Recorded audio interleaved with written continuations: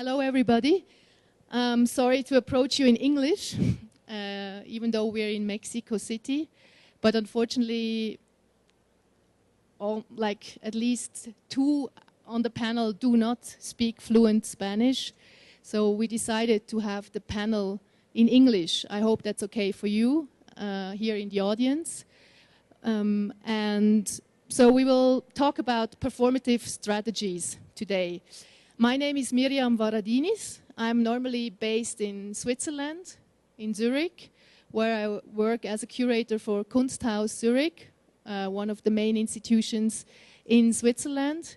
And I've been invited here by the fair for the second time to also do this panel, as I did last year. And I'm very happy that I have the speakers here today, the three speakers, starting from the left with Gilbert Vicario, coming from Iowa, the US, and then Pierre Bal-Blanc from France, and Cuauhtémoc Medina, a local, so to say, from Mexico City. I was thinking about what to talk about on this panel when I was invited.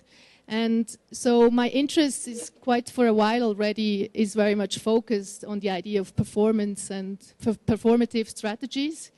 And since in recent years, performative strategies have become a very important part of contemporary art production, I thought it's an interesting platform to think about that and to share ideas with my colleagues.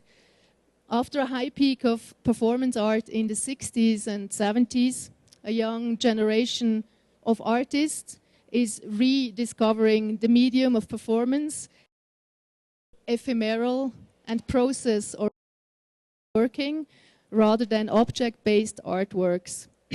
I would like to discuss with my colleagues here on the panel how institutions can react to those ephemeral art practices that are, of course, questioning by their nature also how a museum works traditionally. So how can performances be collected? How can they be presented? What happens if the artist is dead? How to restage performances? Can we restage performances? Also, I would like then to talk about the tradition of performance in different parts of the world, as we come from different parts of the world, and to compare the strong tradition here in Latin America also with Western European and US and also Eastern European practices of performance. So the whole panel is structured like this, that first the three panelists will give a short statement, introduction, talk, however you want to call it, on the topic, which will last 15 to 20 minutes each. And after that, we will raise some questions and, of course, then also open to the audience so that you can ask your questions here. I would like to start to introduce Gilbert Vicario, who's senior curator at the Des Moines Art Center in Iowa, USA. Before becoming senior curator there, he was curator of Latin American art and Latino art at the Museum of Fine Arts in Houston. And during that time, he became very acquainted with the Latin American art scene. So it's great that he's here, who has this double perspective from both the US and Latin America. Also in 2006, he was curating at the International Biennial of Cairo, and the project which is called Daniel Joseph Martinez, The Fully Enlightened Earth Radiates Disaster Triumphant. And then 2007, he was also part of the curators of the Lyon Biennale in France. So, and for the museum, he's both curating and acquiring works for the collection. So I'm very glad that he accepted the invitation, and I would like to pass on the word to you. Well, thank you so much, Mirjam, for inviting me. I also have to apologize. Hablo español, pero en esta situación, it's like 60%, 60% español. Mejor me expreso mejor en inglés, así es que disculpas por eso. Anyway, I was born in San Diego, California, so I also come from that experience of being along the border. I went to school at University of California in San Diego, and it was there in the mid-1980s that I began really immersed in art for the first time and into performance art, because my teachers, my very first art teacher was Eleanor Anton, who is a very well-known performance artist, who's also, I think, being reconsidered even as we speak. She just had an exhibition at the Wallach Museum at Columbia University. And Alan Kaprow, who's very famously associated with the happenings movement in New York during the 1960s, and also this notion of performance as the art of every day. And since graduating, I've basically been circling around the United States.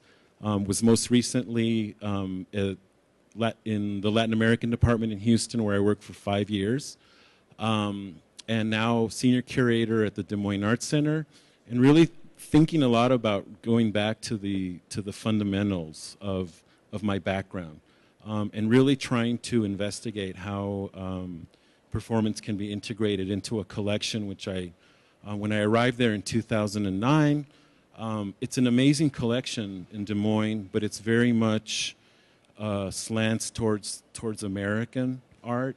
And I was interested in changing the balance, trying to integrate more artists of Latin America and other parts of the world, but also seeing how performance can play a greater role within the collection. I'm just going to show you a few images of the Art Center. The building was opened in 1949. Eliel Saarinen was the original architect. And it really was because of Cranbrook that the people in Des Moines decided that they needed to have that quality of architect. In 1968, Ian Pei was approached, and he built the first addition to the Des Moines Arts Center. And this image actually is the last show I organized, which is a Philida Barlow Scree, which opened this past summer. And in 1985, Richard Meyer completed as far as I know, the last extension to the museum. I'm just going to show you a few images in case you're unfamiliar with Alan Kaprow, of one of his famous happenings in New York. And I think one of the things that's important to acknowledge is for me, performance, the term performance really is a starting point. And it is an umbrella, I think, to a lot of different practices that were happening in the 60s. The notion of happenings, as in Kaprow, the notion of actions, and by extension, performance as it's been documented in primarily in video. So I think those are, and in the last 20 years, this so-called notion of relational aesthetics, which is something that I think is essentially rephrases something that was already happening for many years before that. Here's a very famous piece by Eleanor Anton called Carving, where she documents her weight loss. This is a piece she did in California called 100 Boots. And it's actually a mail art piece, but I think it suggests a kind of action by the artist and by the supposed movement of these boots around the urban landscape of San Diego. There's another image, almost like a spiral jetty type of configuration. And this is a very famous performance called The King of Solana Beach, where she dressed up as this kind of a homeless guy and basically just hang out and drank beer with the local surfers. Jumping to now, one of the first things that I started at the Art Center was a program called Single Channel, which is a way of introducing video into the collection and of beginning to really actively collect video. A lot of the pieces that I've acquired really relate to performance art in the sense that they're actually documenting a performance or action. And so that's kind of where I am currently in trying to address this and trying to understand how this can be more placed more within the center of the institution's thinking. It's also led me to begin to research an interesting art department in Iowa, which is the University of Iowa, which hired a man named Hans Brader, who basically developed a very forward-thinking department. His most famous student was Ana Mendieta, and it's through Hans, they later develop a personal relationship, but it's through Hans that she's introduced to the Viennese actionists. And subsequently, she begins to develop performative pieces, action pieces that were conceived of and created not only in Iowa but also in Mexico, specifically in Oaxaca. And I think for me that was a very interesting thinking about performance from two very different, distinct places. But that's something that we can talk about or think about more in the future. I think what I'll do now is show you a few projects. My upcoming exhibition at the Des Moines Art Center is a Jesper Just. This is a landscape of desire. This is just a still of one of the pieces in the show.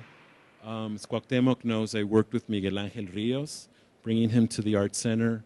It was a show actually that also was at the Carrillo Gil. It actually debuted at the Carrillo Gil and then went to Des Moines, Iowa. This is a piece called, oh God, I can't remember the name of the piece, but I'm sure you guys have seen it, where it's a dancer and a dog, and he has like the boleador, like the Argentinian gaucho, except that it's with a piece of meat. This is another piece that he did in the, actually Catamarca, where Miguel Ángel was born, related to the echo chamber effect in that region of Argentina. This was my first acquisition at the Des Moines Art Center. It's Ragnar Cartensen, Me and My Mother, and it's based on on the idea of a durational performance, i.e. Marina Abramovich. In this case, though, he instructs his mother to spit on his face for 10 minutes. The piece is repeated every 5 years. The piece that we acquired was the first one in 2000. He then repeats it in 2005, and then again in 2010, and he's going to do it again. And so this is, I think somebody's doing actually an exhibition just of these pieces. Gilad Rotman was the latest video acquisition, Israeli artist, in which he creates this human pyramid. And these are different shots of the piece. And that's actually filmed, it's filmed from the ceiling down onto the floor to give the effect that he's actually balancing these people. It was actually inspired by a silent film that was done in 1922 by a Spanish filmmaker, which is called Le Kiriki, and you can actually find it on YouTube.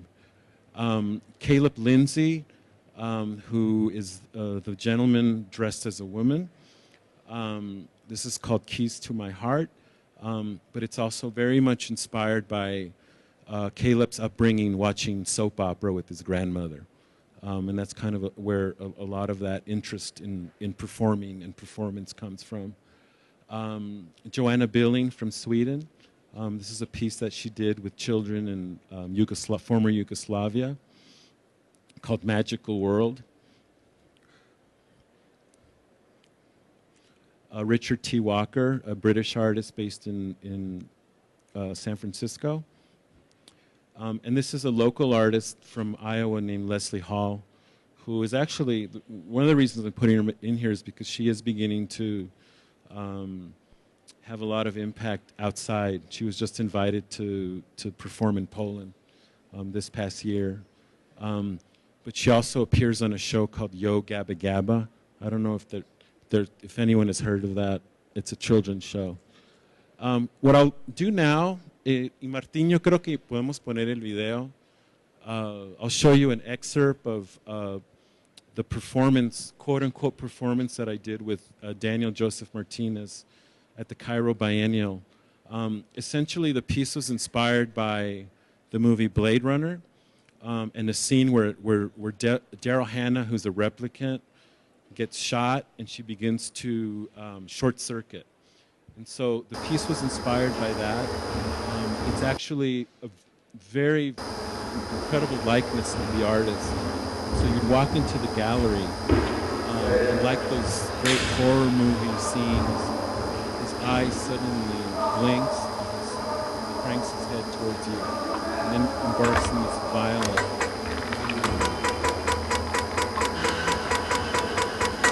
almost like he's having a fit. Si quiere lo puede avanzar como un minuto. I think one of the most interesting things about presenting the piece in Cairo is that, well, everybody, the audience in Cairo was completely stunned. And one of the question that kept repeatedly being asked was, is it real? Is it real? So this whole notion, I think, it was kind of a really interesting way of bringing up, I think, one of the fundamental issues about performance, about why those of us are so passionate about how to integrate it into a museum context. The other piece, the performance, I don't have images of. I'll just talk about the performance I did with Tunga, the Brazilian artist, while I was in Houston. And this goes back to this thing that we were talking about, Mirjam, about how performance can activate works in the collection of the institution. So in the case of Tunga, we borrowed work from a collector in Phoenix, Arizona, who has this enormous sculpture by Tunga called Bell's Falls, which are 5 cast iron wells. And for Tunga, it's always important for him to activate these sculptures through a performative action, through a process. So his idea for the performance was to build a cage around the sculpture. And we're talking about probably the size of this room. It's about 25 feet in width. And what he wanted to do was cover the bells in molasses and the syrup, and then release 1 million flies into the cage. And so that was a very interesting way of testing the limitations of the institution. We actually had to buy 5 larvae from Los Angeles, had it shipped on a truck to Houston, hatch the flies in the basement of the museum, and then release them in the performance. The funny part of it was that Pierre found out about what we were doing and immediately knocked on Peter Marzio's door, and so it was quite interesting. But here's a good shot of the kind of audience that we had, and really the proximity of the piece to the audience was amazing. But basically, that's just kind of, I think I've laid some fundamentals that will be hopefully better articulated by the rest of the panel. But thank you very much.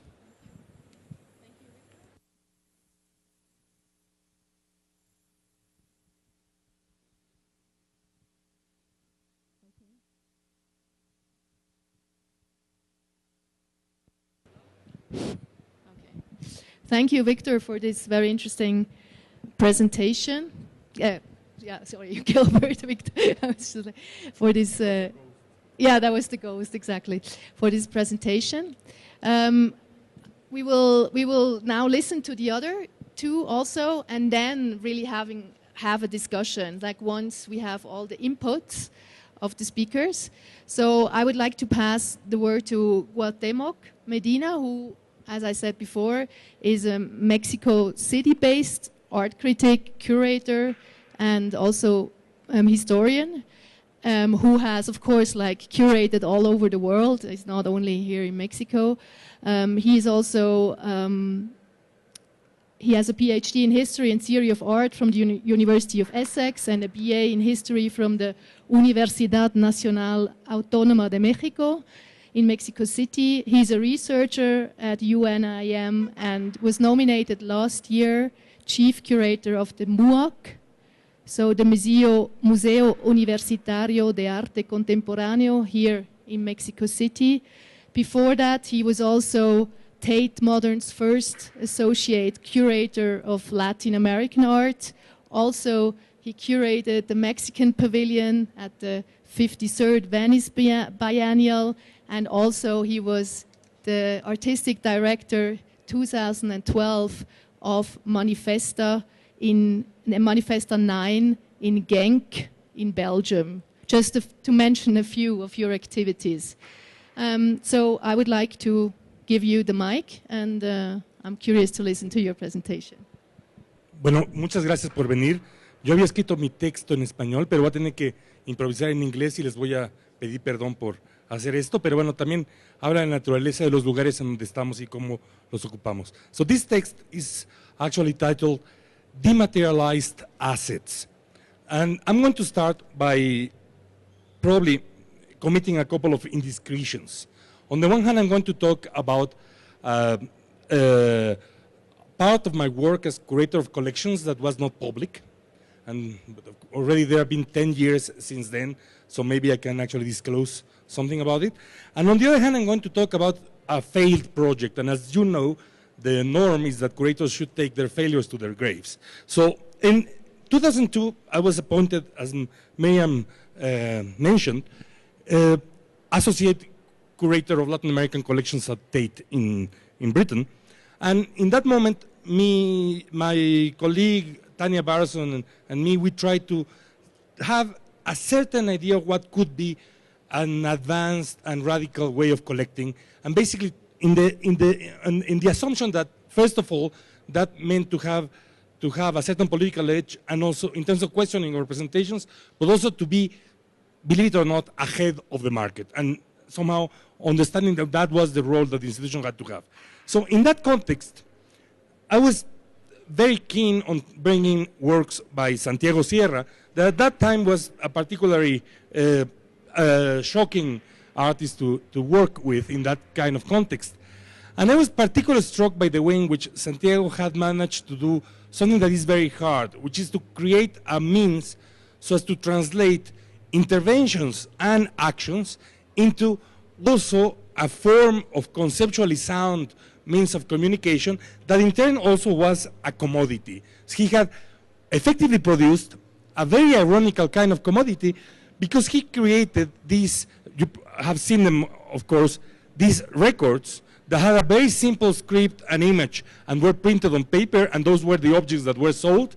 And those very similar things were precisely used as gallery material, along with sometimes the staging of those actions. This is a booth of a Lisson Gallery stand in an art fair some years ago. And then, at the same time, the very same material with the very same information and almost practically the same aesthetic was freely available for people to buy in books or to get in the internet. And this is Santiago Sierra's site. So this combination of things made me think that it was interesting to try to push it forward so as to think how an institution like Tate ought to collect him. And we thought on somehow undoing these layers of mediations so as to actually acquire, but effectively commission, an action. And I'm going to show you the script. So what Santiago proposed back then, and you can see the date, and I'm not faking this document, this is the document I handed to my colleagues in Tate, was to turn the invigilators in the museum into some sort of sculptural objects. The idea was to empty the rooms, leave the invigilators in a certain sitting position, and somehow confront the audience with this very uncomfortable situation of objectifying these workers and effectively making them visible in a situation where they are the first layer of paid work that you encounter in a museum gallery. So the truth of the matter, and this is both the moment of failure and discretion, is that this project didn't come through. It was not possible, partly because there was the argument that Tate didn't have traditional invigilators, that they were not sitting guards. They didn't have guards in each room, so that they had a very different routine where they were moving from one side to the other. And at the same time, there was a certain resistance of dealing with an artist in this very specific form, because we were not effectively collecting a practice, but we were actually commissioning a piece work so as to be incorporated into the collection straight away. So there were two effects that I found in this process that were very interesting. A few months later, Santiago did a piece in Belgium where the intervention was to remove the windows and the doors, so forcing the institution to put all the works in the storeroom because they were not any longer protected by any barrier. And I had to take the last resort of buying a video of Santiago in an art fair so as to probably circumvent a couple of misgivings about the incorporation of this artist into a system like dates. Luckily, it was a particularly shocking and complicated piece, as it is the documentation of his 1.6 meter line in the back of 4 women that used as a surface of inscribing the backs of prostitutes addicted to heroin in Spain. Anyway, the memory of this failed project came to me a few years later when I was in a gallery in New York, Marian Goodman, and I'd witnessed the presentation of a piece by Tino Segal titled Situation. And you know, Segal is a particularly well-known artist who has a work in the basis of actions, although he tries to precisely disclaim the fact of using notions of performance or action in relation to his work, that is very well known because these works lack any material basis whatsoever. He has basically made an effort so that no documentation is made of the actions. Therefore, it's funny, sometimes one finds, like in court cases in America, drawings trying to describe what was happening there in the internet, and you have here a very interesting attempt to produce that illegal documentation. And at the same time, there is a very interesting feature of the way in which the works have become oral-based. They are transmitted. There's no script, so as to precisely avoid any referent of a material kind. I was there, I watched the exhibition. It was interesting.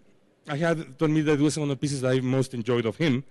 And on the way out, there was a desk like this with a traditional gallery assistant that was, as they always do, keeping a certain care of a number of pieces of paper on top of the desk and under the desk.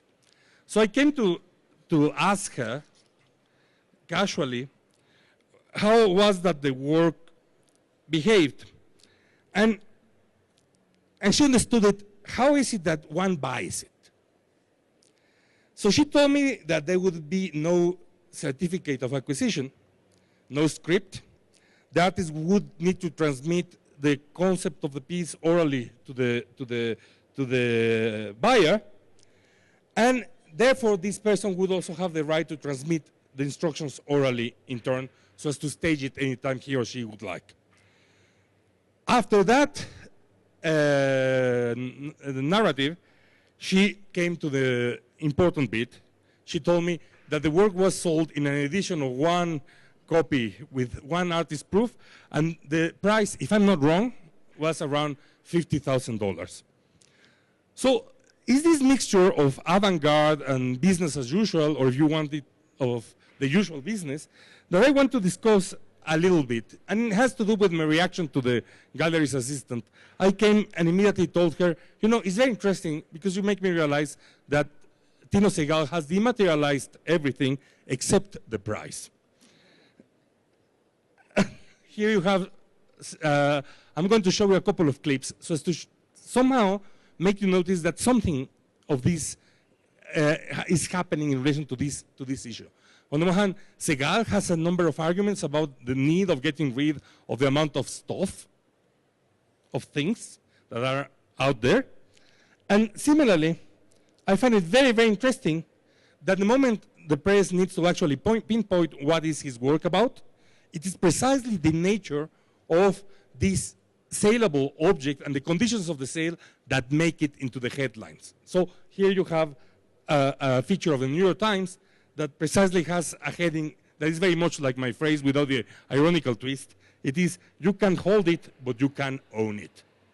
So here you are. I'm trying to argue that here you have a situation where this artist, above any other, involves this transition where property is not based in possession of any kind, but still property. It is a property in relation to a certain right of certain actions. And in fact, what I want to suggest is that he has become the representation or the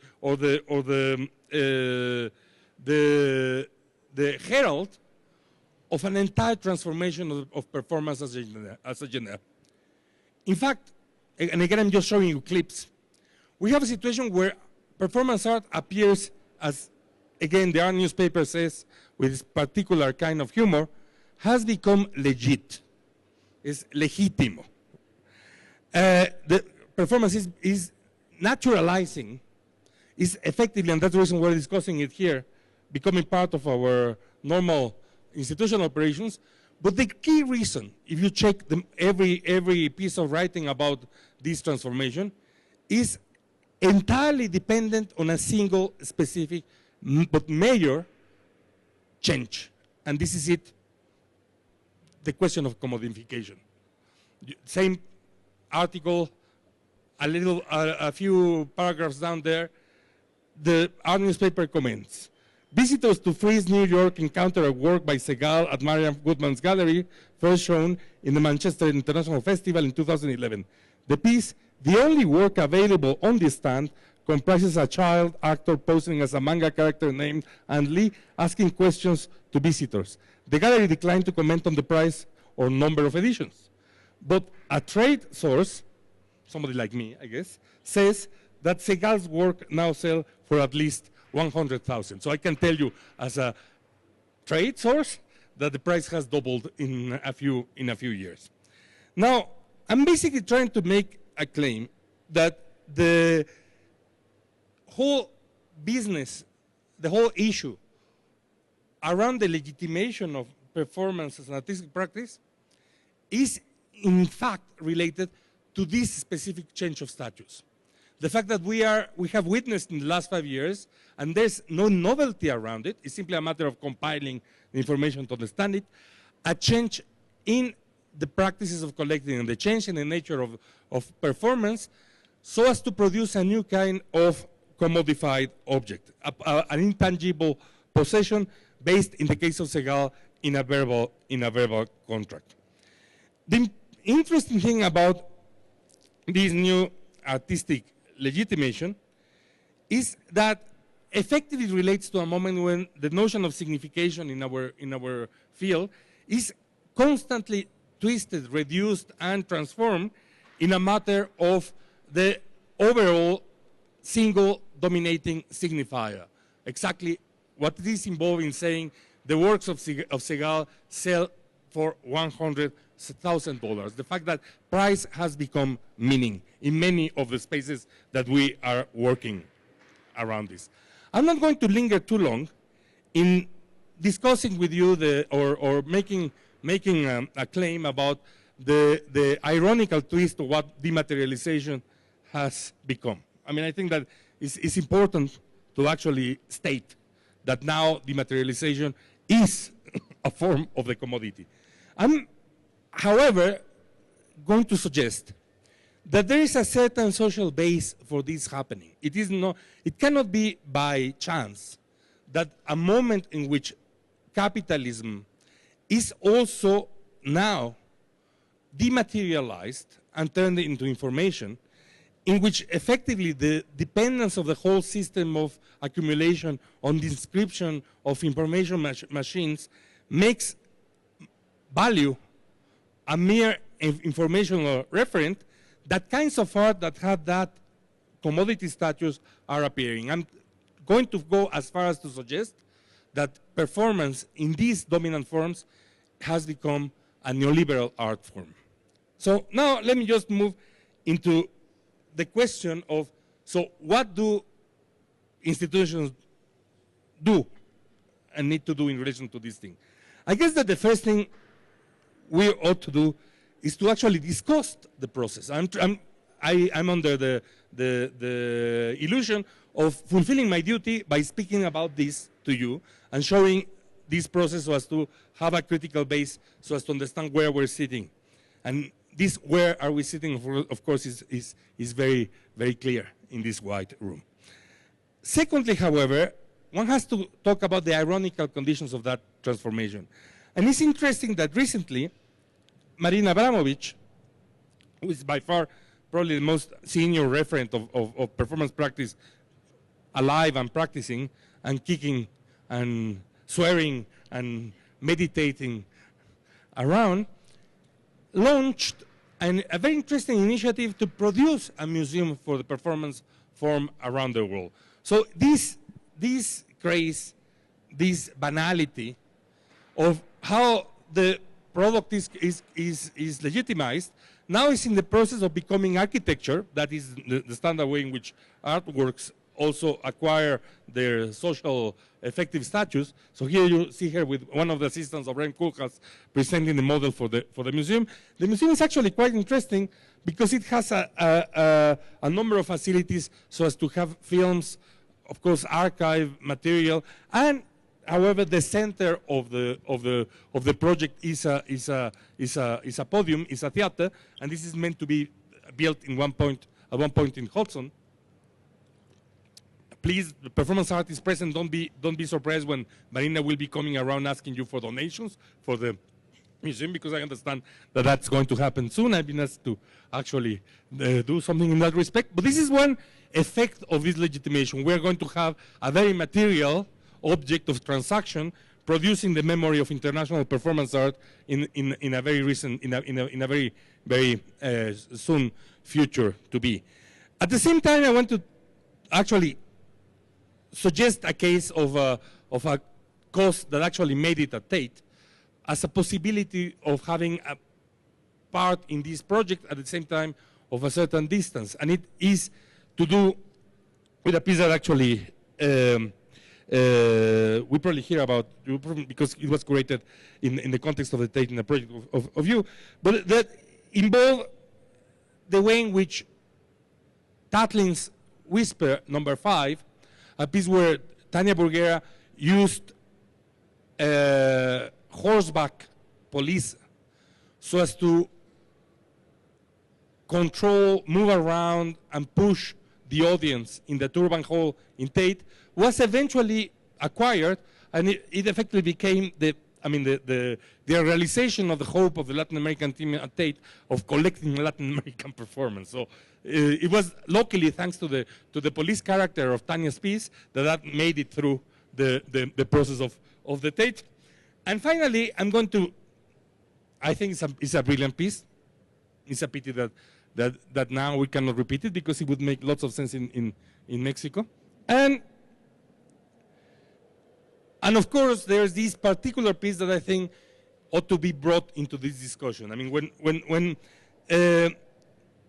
Andrea Fraser produced Untitled in 2007, where she famously and infamously put her body as a sexual object as in sale, so as to be bought by a collector for $20,000, she effectively came to present the status of action art, to show the way in which it's lost its allure of resistance, to actually, I think that a lot of Andrea Fraser's work has the merit of staging the worst of the process of submission, so as to precisely, by the fact of the possibility of staging that submission, suggest that there's a space of negativity and resistance around.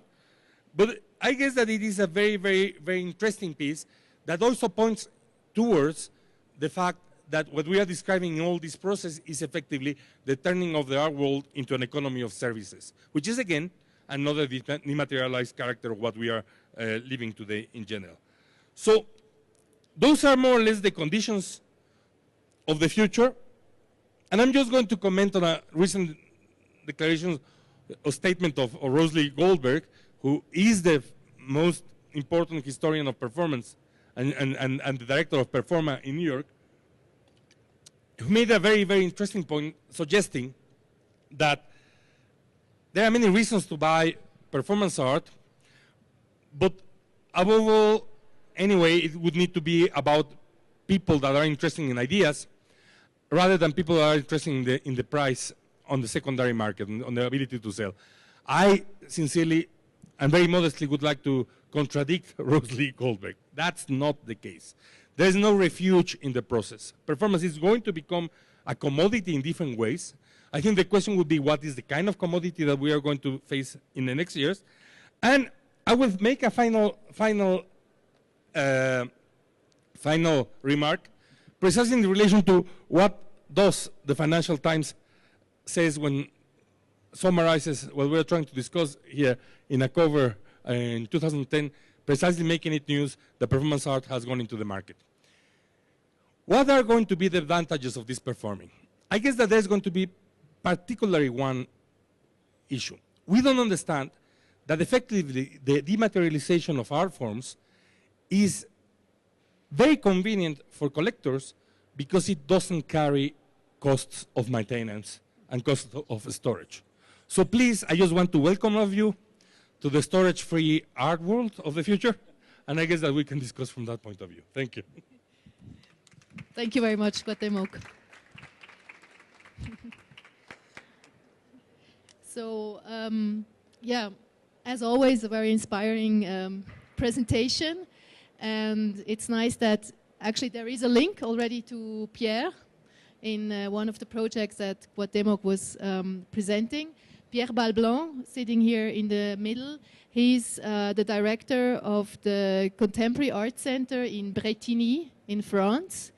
And this place has become a very interesting institution under his influence, let's say, under his directorship, because he's constantly erasing boundaries between the different disciplines in art.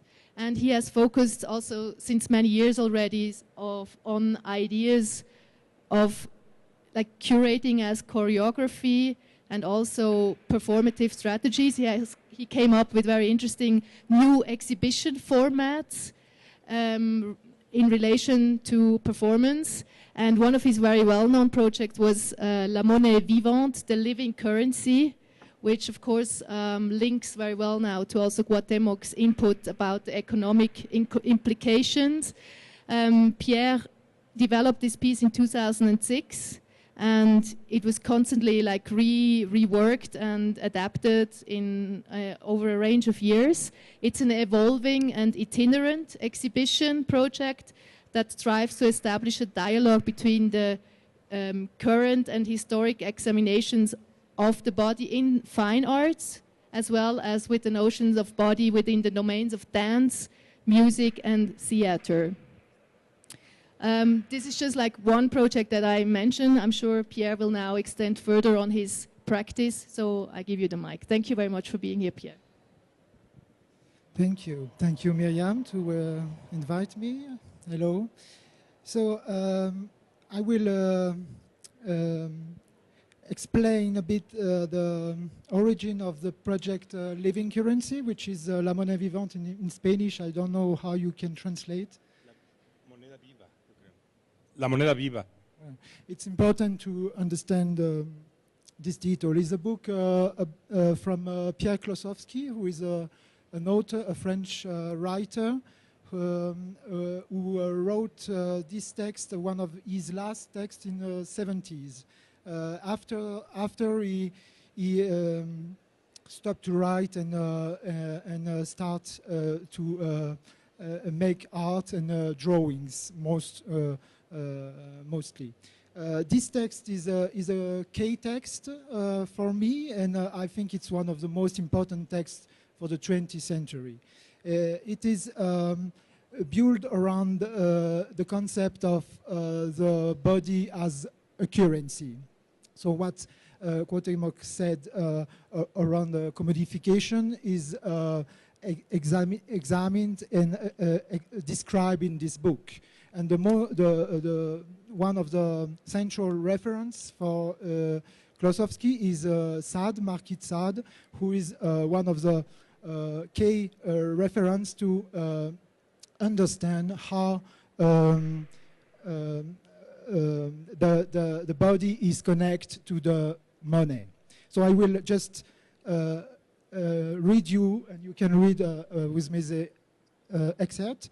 So for Sade's characters, it is something, the quality of it behind the same victim, upon which the acts of his or her executioner are practiced in diverse ways that wins out over the concept of the act. And other times, it is the fact of it behind the same repeated act which indifferently inflicted on a quantity of victims affirms the quality of the act. Using a particular method to manufacture and produce objects in series, then here corresponds to the quality of an act inflicted indifferently on a quantity of victims. Conversely, experimenting with various methods of manufacturing in order to impose a given quality on a product which is the same as the others, so as to increase its character of rareness, corresponds to a diversity of acts inflicted on the same victim to take possession of whatever it is about them that is rare or makes them unique in their own way. This is what Sade demonstrates at the level of instinctive life itself, revealing the other side of the industrial commodification of the voluptuous emotion under mass relations of productions. So, if you continue the text, please go down. Okay, thanks. So I will switch I will correct this text, or in a way update this text to the contemporary situation and closely to the context of this fair. For the art scene's characters, it is sometimes the quality of it behind the same art objects upon which the acts, creating, displaying, analyzing, selling, collecting of his or her artist, curator, critic, gallerist, collector are practiced in diverse ways that wins out over the concept of the act, means the roles. And other times, it is the fact of it being the same repeated performance art which indifferently inflected on the quantity of context frame, museum curating, living art, lecture seminar, art market, or even collector boudoir, affirms the quality of the performance art. So in this way, it's quite special to deliver you this like that. But I just want to to draw in a way that both objects, pieces of art, and performance are exactly the same. It's just a question of positioning a point of view and giving a distance or drawing a line between us and the piece and what you are supposed to be confronted. So mostly performances are creating in the way to dematerialize, but I would say that it is, as Cuauhtémoc tried to exemplify or to explain, it is a kind of illusion. It is anyway like the new spirit of capitalism installed in the society, in the system of the new capitalism. It is just a new limit drawn between us and the money and the economy. So the economy doesn't need anymore to be materialized into objects. It is exactly the same with the situation of the performances. It doesn't need anymore to be an object, to be a goods for transaction. So how do we do as an institution? For an art object, we were supposing, as I explained in the first part, we were supposing to find a way to creating a kind of display to increase the value of the object. So we, artist, curator, making display, critics making text, collector bought the pieces, and every roles participate into the valuation of the works. In the performance, it is exactly the same process, but completely reverse into a new kind of process. It is not an object who is constantly deplaced or replaced or display or comment. It is a context. It is not the role of the people who are investigate into this production. It is the place where this performance is activated, who is the first and the most important. And in that case, it's not, I would say, less expensive, as you said, Cuauhtémoc, for the collectors, because sometimes producing performance need to spend a lot of money. You can buy a script or a statement, but if you want to realize it, you have to spend or to involve a large amount of money to hire people, etc. So it is just exactly the same, but not placed at the same level of perception. To emphasize on this, I would like to show this project that will introduce the exhibition I will do in Bolzano in a museum in Italy. It is a piece made by two artists, two choreographers, who are conceiving this architecture that you can see here in the image. You can see here the general view, which is from the entrance of the museum, and you go inside this space and you turn around this white wall. In this white wall, there is 5 dancers who are daily perform a choreographic piece, which was designed, which was conceived by the choreographer with the dancer from the place where it is exhibited. So they first hire 5 dancers from the city, and they conceive the choreographic piece in this space without these walls, but related with the space, and then they create a kind of shape which is the limit around the performance. So, and after to have conceived that dance piece, they elevate walls who are the walls inside them the performance is done, but the people doesn't see anything of the performance. They just hear about and feel about what it's go inside the walls. So it is a kind of process which produce its own architecture. It is also a kind of immanent process of producing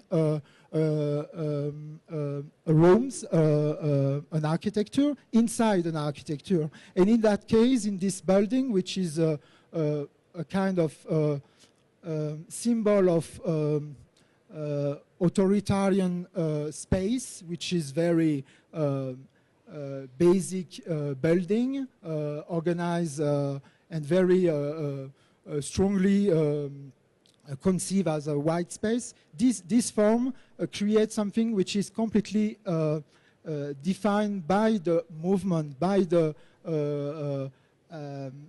exercise, by the activity of the dancers. And then for about 1 month, daily, people go around these forms and feel what's happened inside. So it's really something which put the limit of the reception at completely another level. And it is on the same way a very material architecture and a very material piece. That's a bit how I would propose to exemplify the state of the performance in institution currently.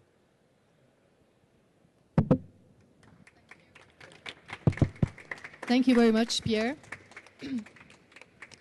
Well, I think there were quite some points that came up during the presentations that are very interesting to talk about. But I think the first one I would like to raise is this idea of commodification of performative art, of ephemeral practices that, like both of you also were talking about. And of course, I mean, actually it's no wonder, because performance is a word that comes up both in economic and artistic language. It's like increasing performance both in in the economic world as it is in the artistic world. So, but I was wondering, is this something that just came up now with a new generation of artists?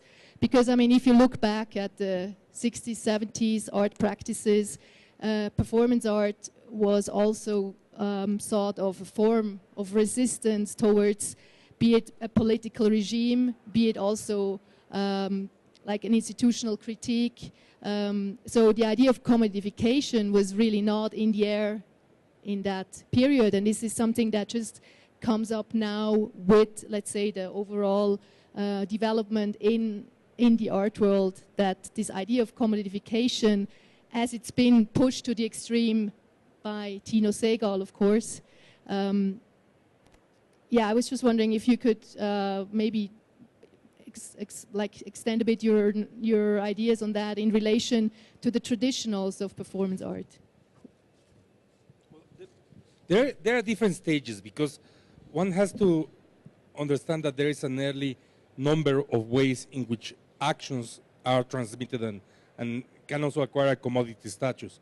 I mean, the condition of the script in the Fluxus, and then particularly in Lawrence Wiener's practice, involve the possibility of a certain trade of the script, and therefore a certain passing of something that was based on paper and that could be enacted. Now, the idea involved different types of property conditions, because as for the Fluxus people, the expectation was still to involve a certain idea of either copyright in the musical tradition, and if one sees Lamonte Young's actions, they also always have a copyright indication, or the idea of the publisher that also is the means by which before the recent years, where copyrights are claimed in a more effective way worldwide, was the means of commodification, that somebody actually sold a music script, and it was in that moment that there was a certain wealth.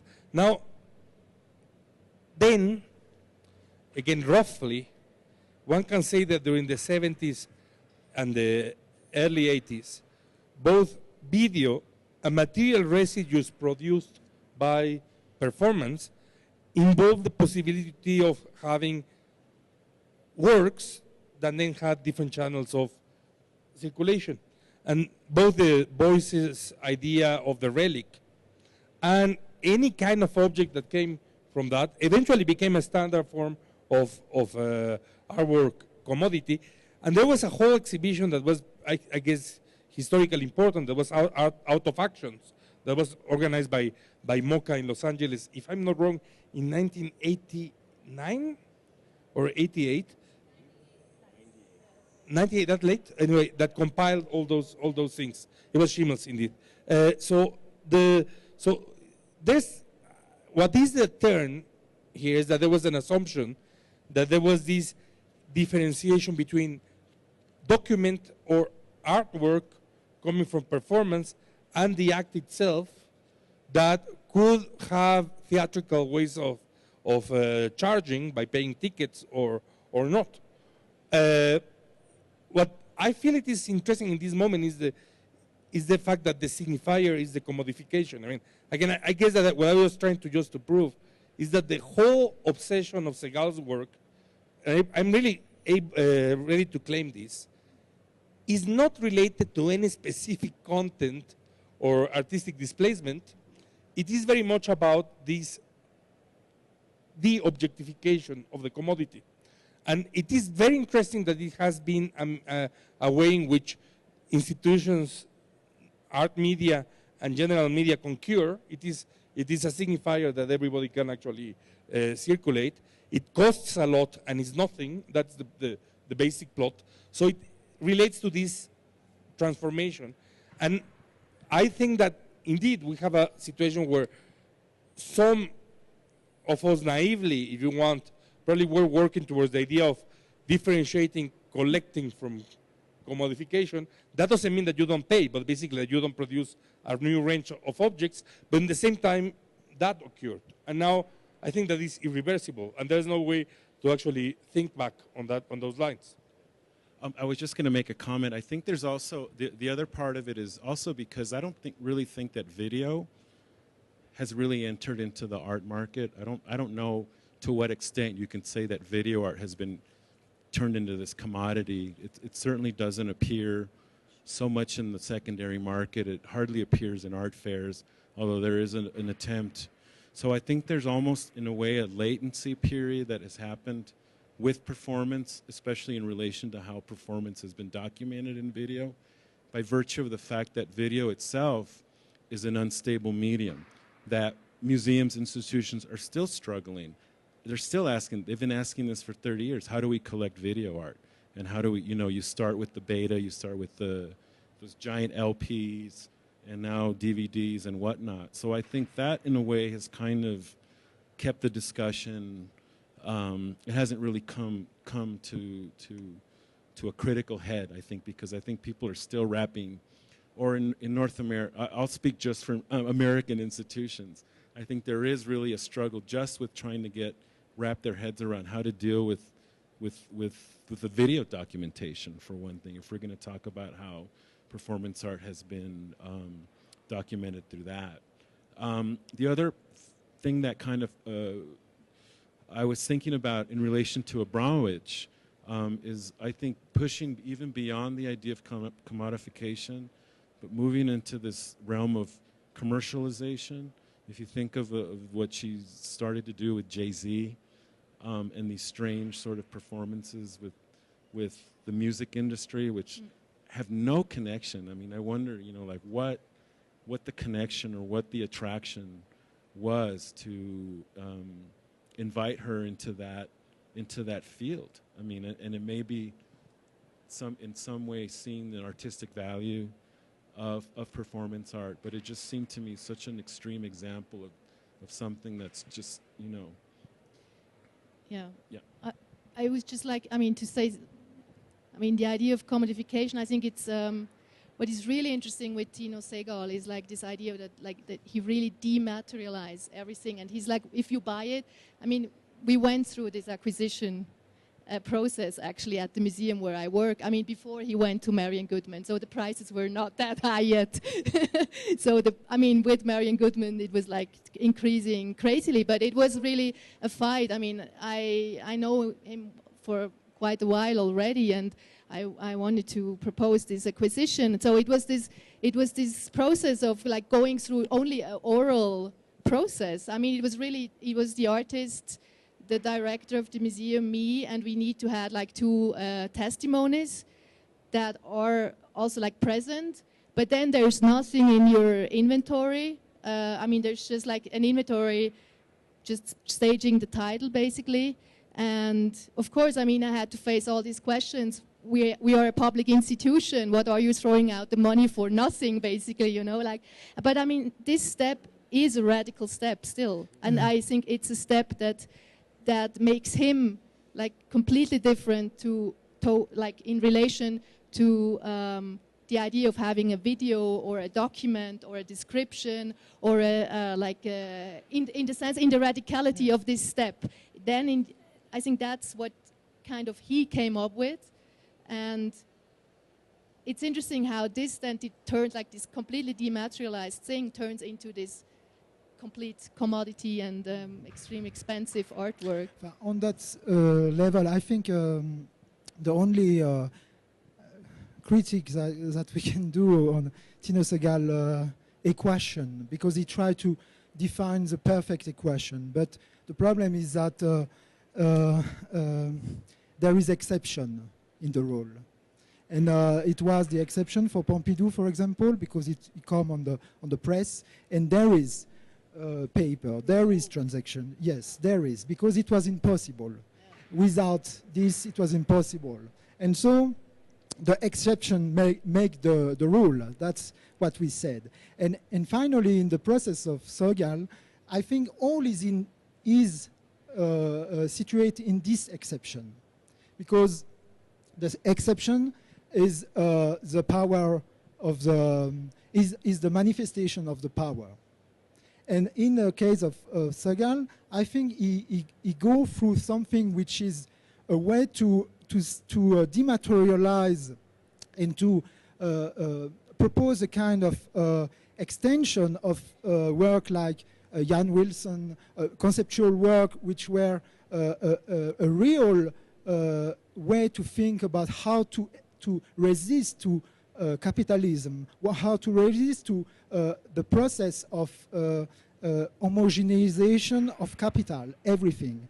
And finally, Sehgal produced exactly the opposite, which is the most sophisticated capitalism representation of currently. I would say that it is interesting, but it's still not resolved. The problem is not resolved. And I would say that to go through the history, I think Art in Action is true a very important step into the thinking of performance. But it was just at the level of documentation to come back on this. But the most important is the 90s and the early 2000s, where the dance field crossed the art field. Because at that time and at that moment, both artists coming from each field were doing the same. Some on stage, some in white cube, and you can switch from the stage to the white cube, and it was a kind of very interesting mirroring experiment, but it was not really existing. Nobody really emphasizes this. Just some with Performance start in 2005. I did a Living Currency in 2005 as well. Marina Abramovic did 7 easy pieces in 2005. All come together in a way to combine the experience of dance through scores, the experience of fluxus or from music, like Cornelis Cardew scores, the fluxus scores, who dematerialize the production of the situation. So it means that you produce a situation through a score which is proposed to a collectivity or a community, and something is produced in this situation. And in dance field, it was also an intent from a very important figure like Anna Alprin, who very, very early is really one of the most important performer theoretician even, in the way how she exceed the stage process and include in everyday life how to proceed. So I think, and now we can see that the dance field and the performance field is really combined and go in both white cube and on stage. That goes a little back to Bruce Nauman walking around the perimeter of a square, which you can go back in that.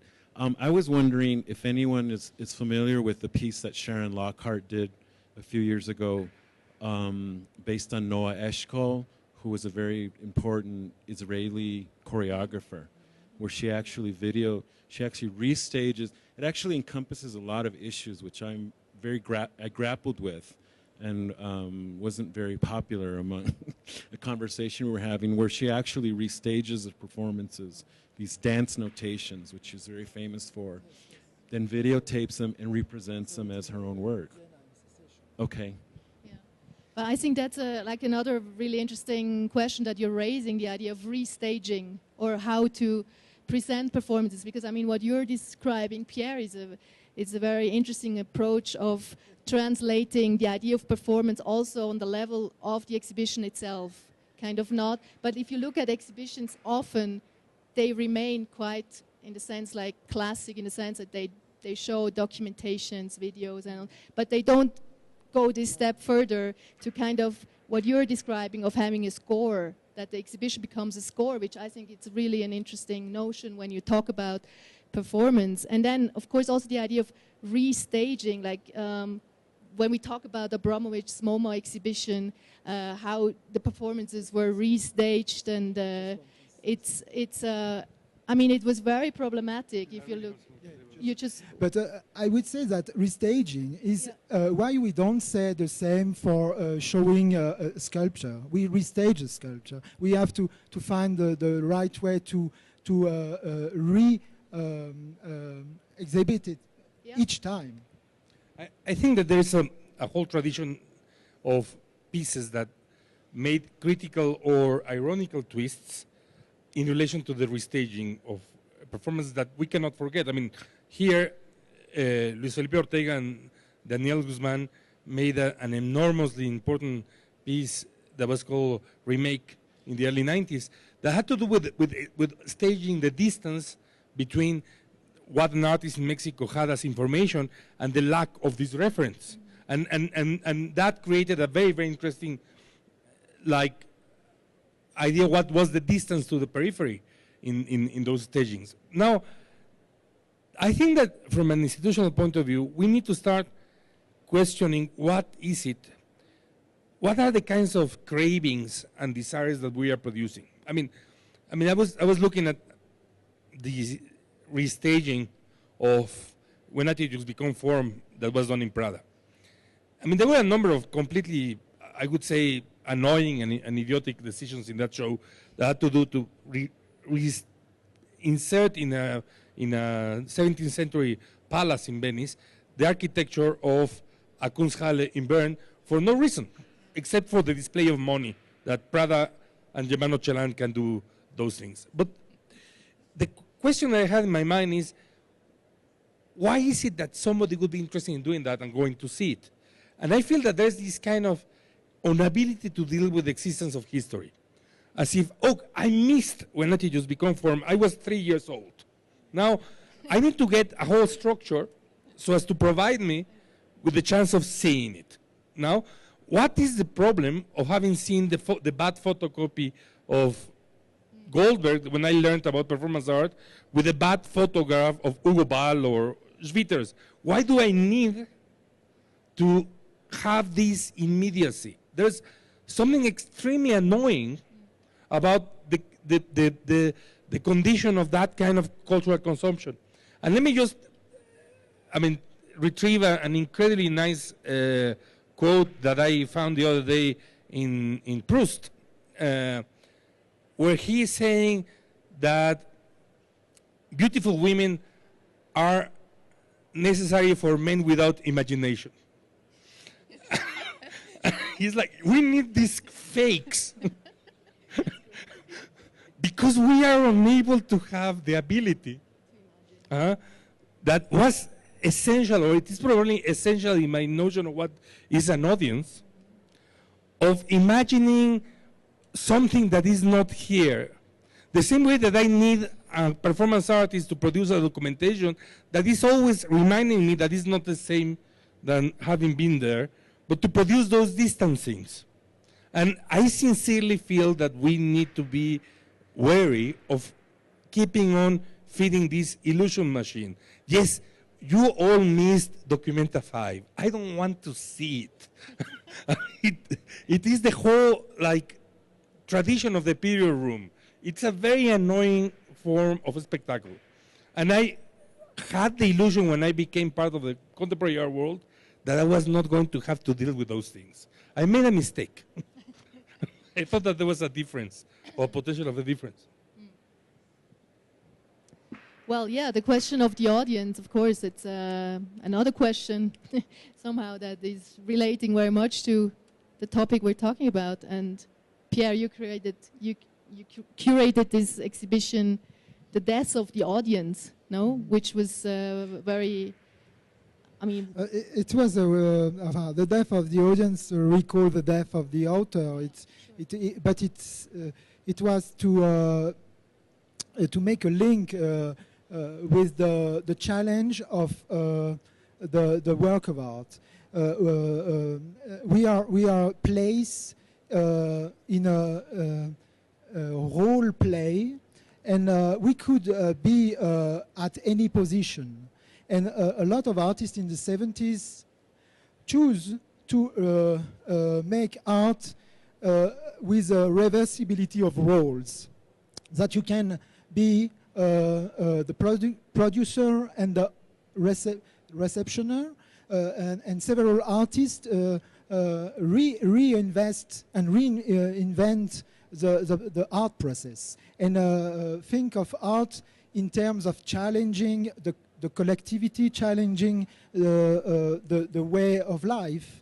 And the death of the audience means that audience is a state, is a final role that you can escape, and you have to escape in this process. And art is a possibility to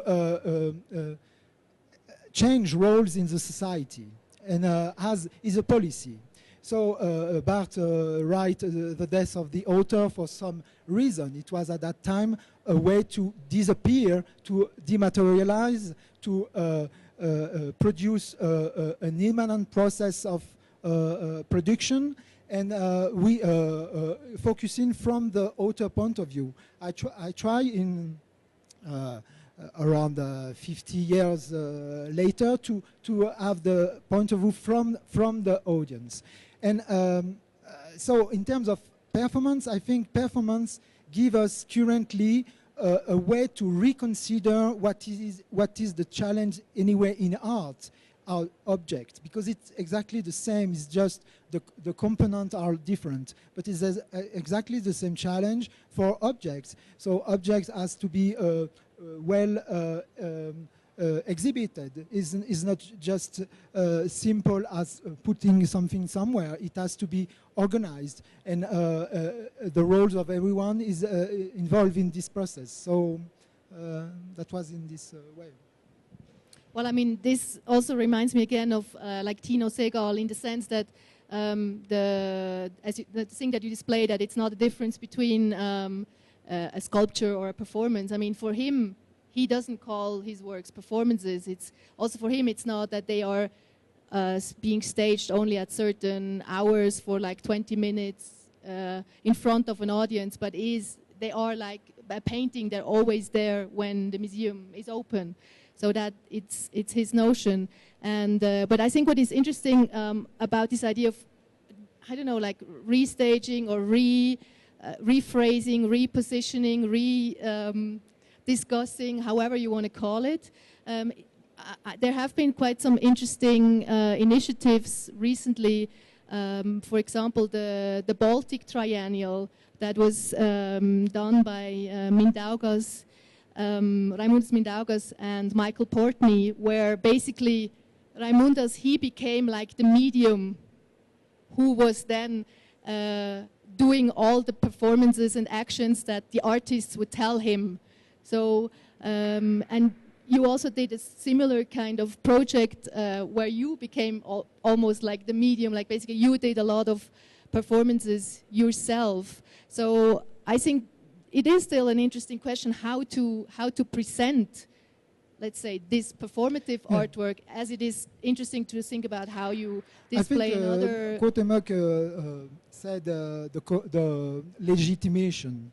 It is a key word, things, the legitimation. The institution legitimate a process, existing process. But do we wait the capitalism to have legitimation? Is that why Segal is 200,000 euros, that it is a legitimation for the art quality? That's the question.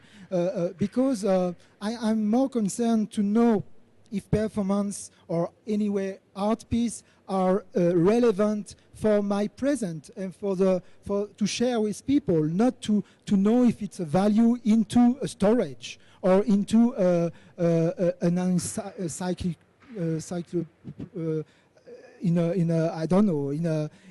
in a capital of a nation, in a museum. The problem is how we, as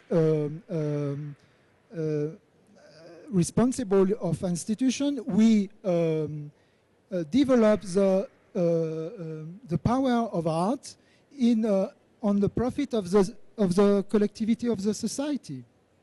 And if the museum or if the place, if the market of the galleries become just a process to make money for something else, so it means that it becomes art become to be subordinate for something else.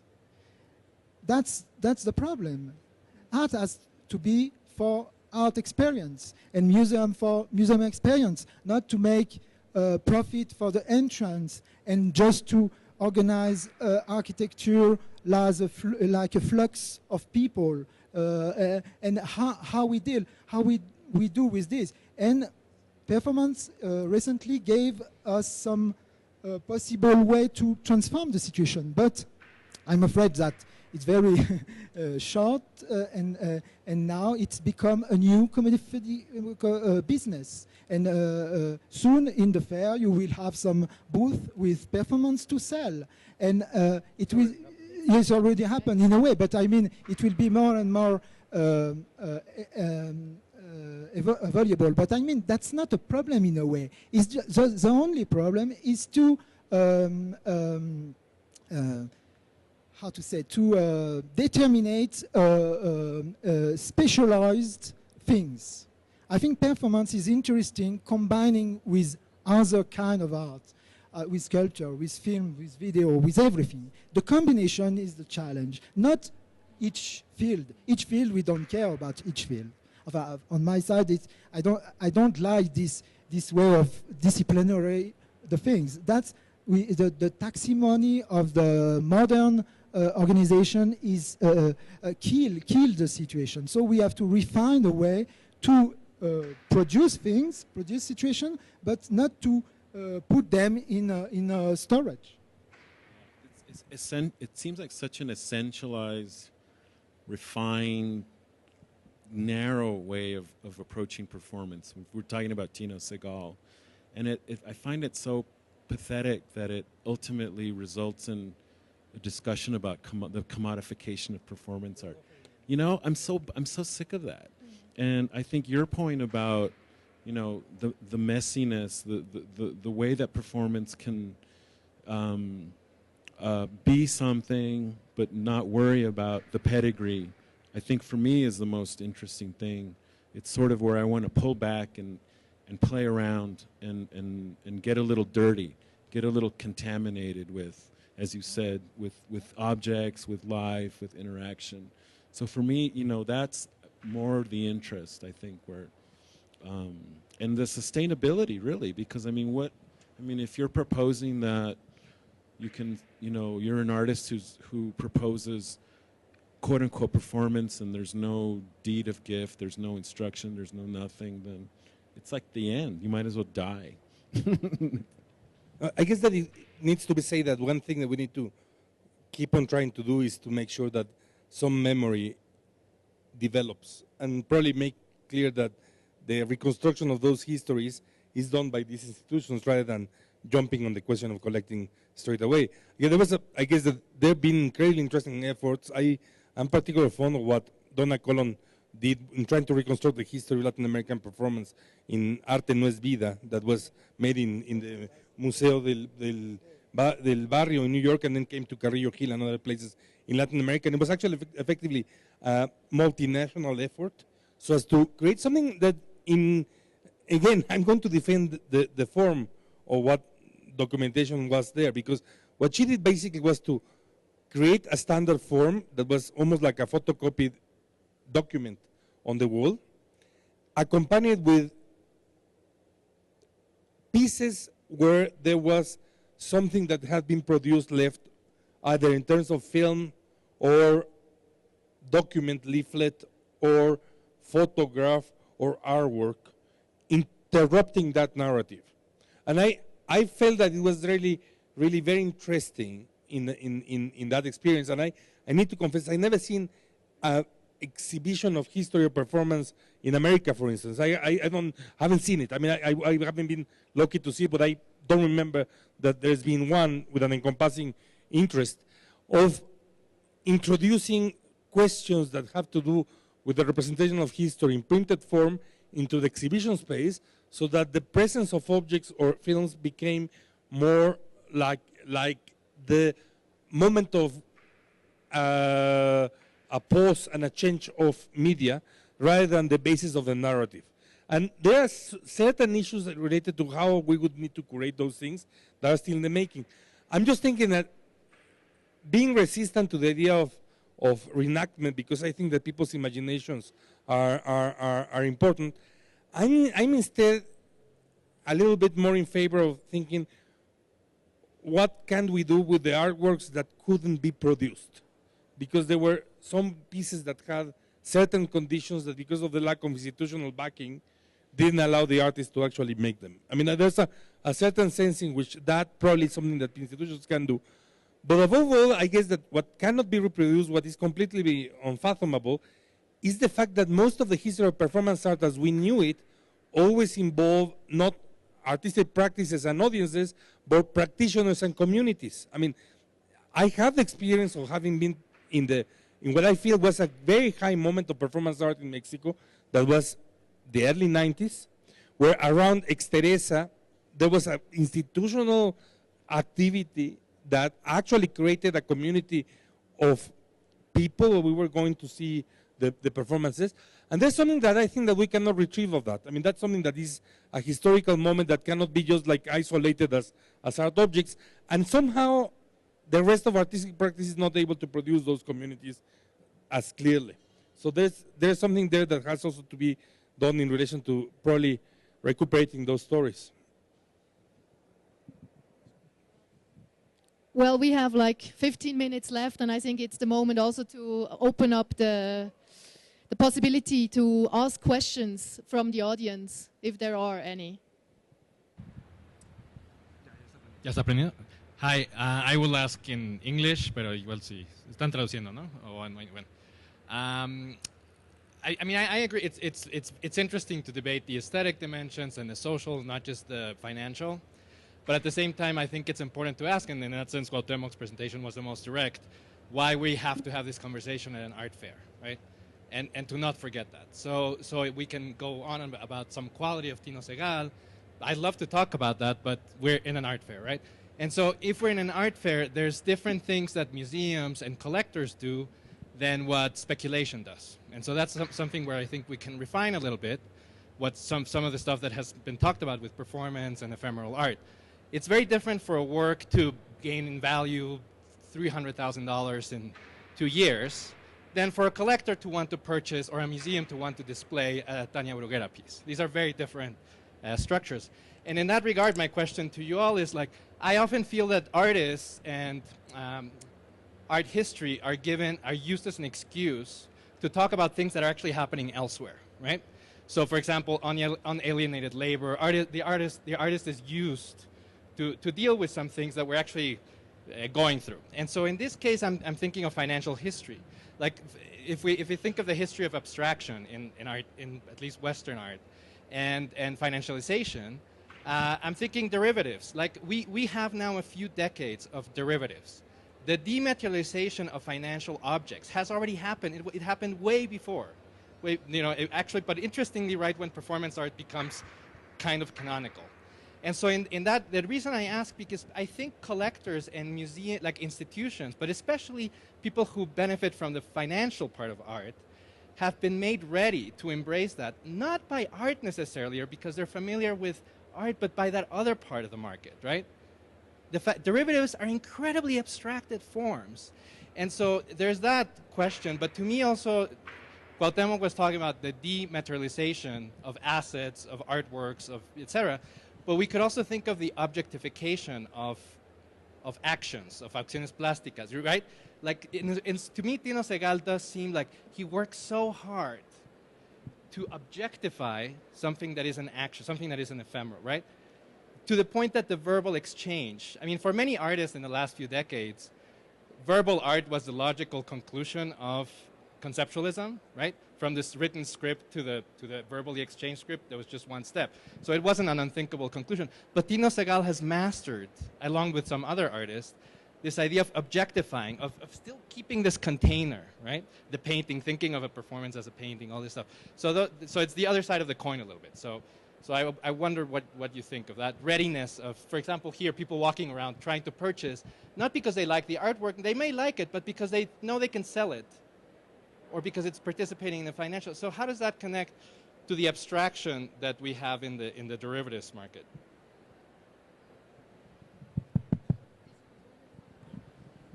I would say that in terms of context, like here in the fair, I would say that everything on the booth are performance. All what people buy here is element produced by performances. We can see the thing like this because objects, the notion of object evaluate, completely change through times. We don't have the same relation with objects through the dematerialization of the exchange in communication, in the application, in a network system, on the web, how we exchange things. So I think that that's also something which is an effect of the system in which we are exchanging. But the problem is that is all the time the same problem. Art is art follow the process of capitalism, or is it reveal some problem of, or is it resisting on this homogenization? Because capitalism is not a problem per se.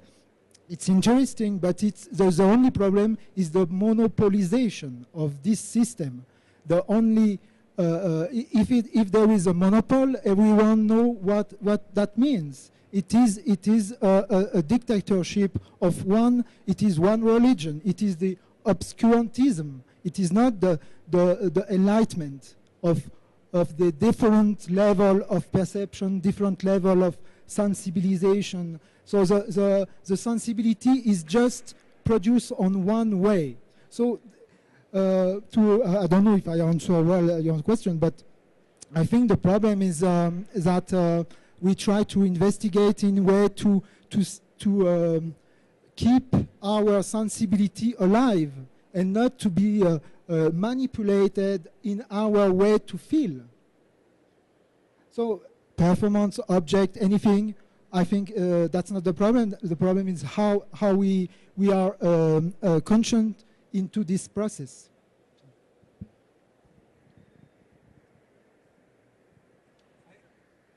I think that we need to start trying to understand that there's a change also in what is this thing we call art fairs. And let me just tell you two things that were troubling me just 2 weeks ago. I mean, I was in Delhi because there was a Delhi art fair. I mean, that's something I need to tell you I never imagined. 6 months ago, I was in Lima, and there were 2 art fairs, brand new, competing to understand which was going to be the main fair and which was going to be the second fair, the second one. And it was, again, I need to say, a matter of awe for me. I never imagined a process like that. Now, it's funny because we are the culprits of the form of the talks. What I'm saying is that I'm ready to claim that the origin of talks in art fair is Guadalajara in the early 90s. It was a genius idea so as to make an art fair that had no real significance feel present. So there you are. It was a trick. It was like adding beans to the coffee beans because there were very few. And now it has become a standard element of the form. So what is this arena? I mean, I remember one attempt by Eugenia Blotler that was a very interesting performance artist and gallerist at one point in Los Angeles, where she intervened the Los Angeles Art Fair with a kitchen discussion, and there was something very, very unique about that the situation. I think that Monica Mayer that was around was there. I was there as well. I think we need to start to think, what are these spaces? I mean, what is the reason why we are making these contradictory situations on purpose? I mean, I know why I'm participating here because since I became curator at MOAC, nobody's inviting me to talk in Mexico City. No, it's not true. But beyond that, I feel it was interesting to discuss this problem right now because I advance you that the next, it's not that I'm a prophet. I know that there are going to be performances being sold in the next years in spaces around us. I know that that's going to happen. It's not like a new, like totally hidden. Because this process it has a universal, I really believe that Tino Segal has no artistic interest, but his historical interest in terms of this process of commodification is enormous, and that's why we need to talk about it at this point. But I wonder, I'm going to say something really horrible, I wonder if there's anything happening in the history of performance right now. And I'm going to be very, very, very brutal about that. I have a feeling that there was a very interesting moment just 10, 15 years ago, where it really was the venue where the questions of the interactions between bodies and capitalism, the question of the sexual persona, and the question of language was being explored. I have a very, very, very, very, very keen memory of what was the program of the ICA in London in the 90s. It was extremely important in relation to exploring those fields. And I need to say very humbly that I don't know what is performance doing today. I don't know if there's anything really at stake. Maybe you would have a different view on that. Beyond nostalgia, beyond curators of a certain generation who are interested in looking back, like in the. Is this on? Yeah. I'm sorry. I think there's a certain amount of nostalgia, and I think part of that is triggered by the documentation, but it goes to this kind of wanting to have some sort of a material and physical relationship, and that's the way, and that's kind of like the immediate. Yeah, but anyway, go ahead. Well, actually, Yeah, time is over. That's what the siren is also like telling us. No, but it's, yeah, it went by very quickly. Thank you very much for coming to this conversation. I mean, we could have gone on for quite a long time still, but I thank very much Gilbert, Vicario, to be on that he was on the panel, also Pierre Bal-Blanc, and of course Cuauhtémoc, Medina. Thank you very much for being here.